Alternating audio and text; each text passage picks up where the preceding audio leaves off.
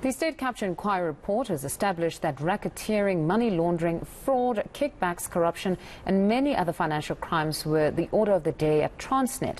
Now, in part 2 of the report, it presented to the presidency, Transnet as well as Denel took centre stage with more explosive information about how the Gupta family and other key players such as former President Jacob Zuma enabled the capture of institutions. To talk more on this, Tshiamo and Sedumedi attorneys, Tshiamo Sedumedi joins us this afternoon. Good afternoon and thank you very much for your time. You know, some maintain that Transnet was in fact the primary site of state capture in financial terms for the longest time.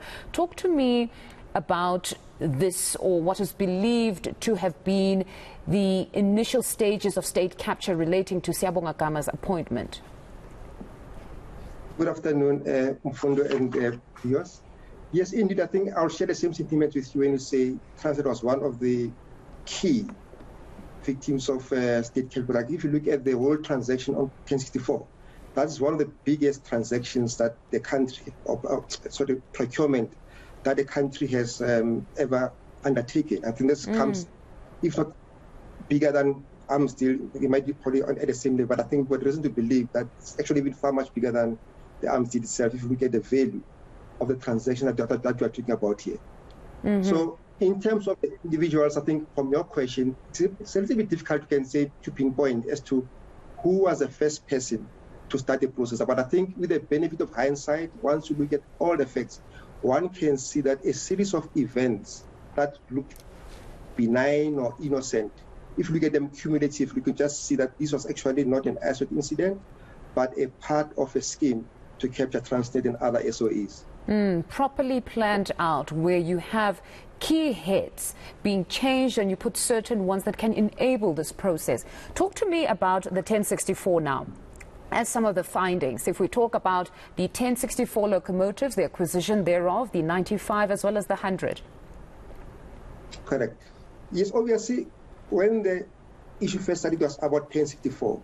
But if you look at 95, that was actually the point of entry for some of these companies, in particular the Chinese companies who were not actually part of a South African market on locomotives. So 95 was used as a test case, if you want to use that phrase, because at a stage, CSR did not meet any of some of the criteria that was set up in the RFP. As an example, there was a requirement that there must be a BE certificate for as an administrative requirement. CSR did not have that.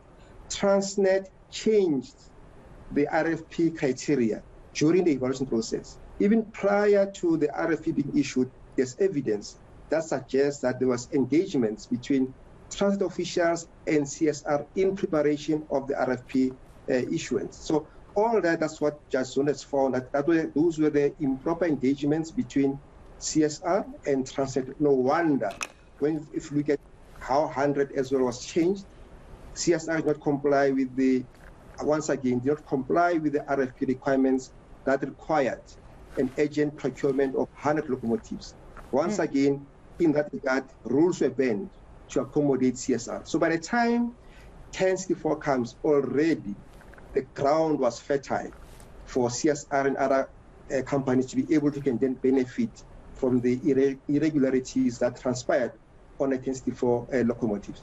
And then on the reliance on consultants, if we had to talk about the findings relating to advisories such as McKinsey, talk to me about what was established or revealed in that report. With specific reference to McKinsey, and this is what we picked up, because obviously for Transnet to procure 1064, it requires external expertise. Nothing untoward with that. There's nothing wrong with Transnet having needed expertise like McKinsey and whoever.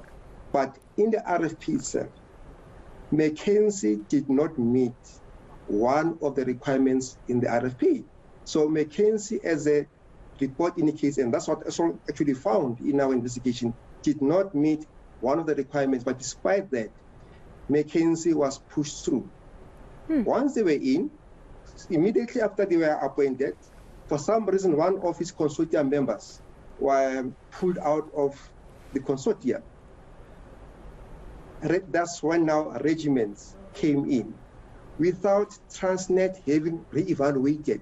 Because remember, the McKinsey consortium was appointed on the strength of the credentials of whoever was forming part of the consortium.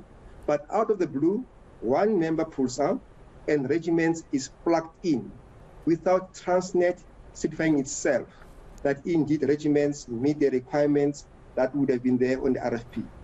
Along the way, regiments was able to edge out McKinsey, which is why the better part of the transaction advisory services were actually rendered by regiments, despite the fact that they were not part of the initial bidders that were evaluated as the correct.